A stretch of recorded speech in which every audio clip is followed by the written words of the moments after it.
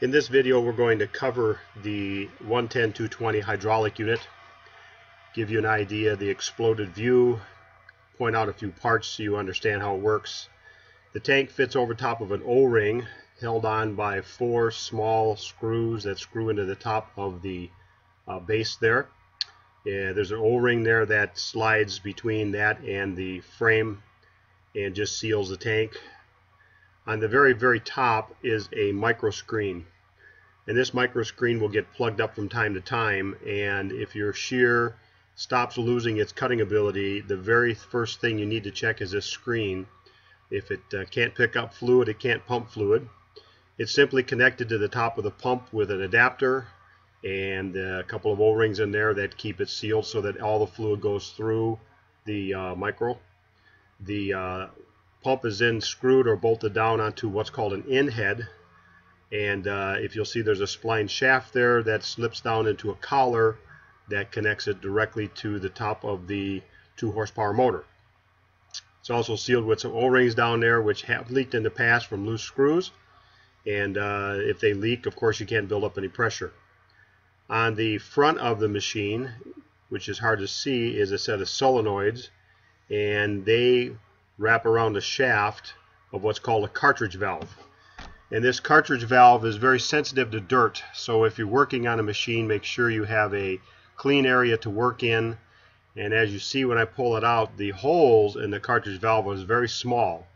And cartridge valves are very good for tolerance. They have very good positive pressure, but they're also very good at getting a plug in them and not working correctly. So if you pull this out, the machine works in only one direction, and you pull this out, you might find a small piece of dirt in it.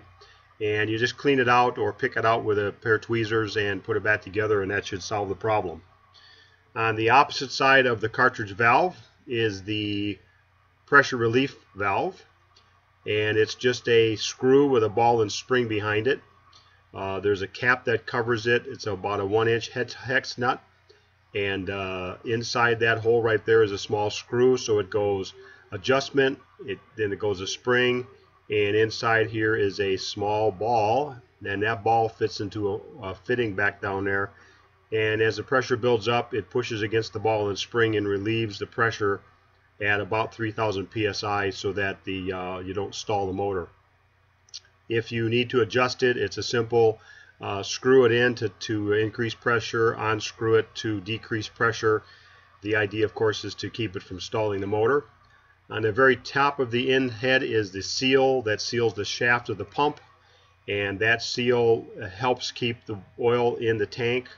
And the 2 fittings you see there is where the hoses fit. Those are the A and B ports, which transfer the oil from side to side, up and down, and back into the tank.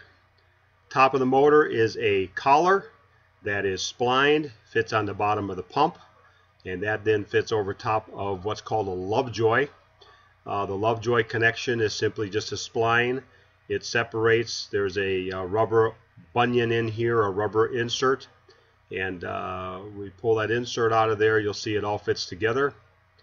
And on top of the motor is what's called a Lovejoy coupler.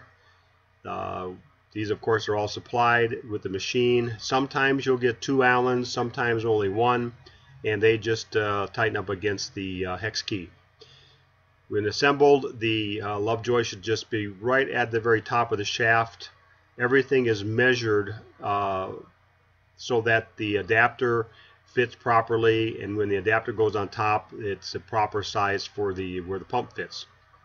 Some of the older model hydro systems had a DO3 valve, and the DO3 valve is the same setup except for the way they hook up the valve. You've got a manifold, and this manifold is sealed to the front of the end head with 2 O-rings. So when you take this apart, you'll find 2 O-rings that cover the portholes, and sometimes these will leak. When they do, it'll leak pretty good because it squirts out under pressure.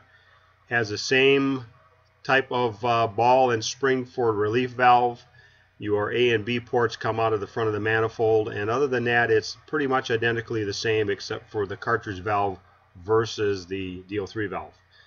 This is all put together, of course, with 4 bolts that bolt this adapter to the top of the motor.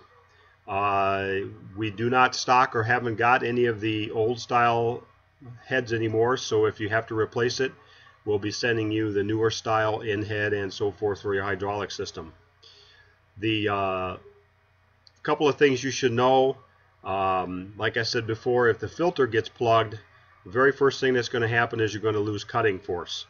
And the filter can be accessed by taking the tank off, cleaning the filter, putting it back together. You do have to drain the tank to do that, so tip it on its back and siphon it out, or some way like that.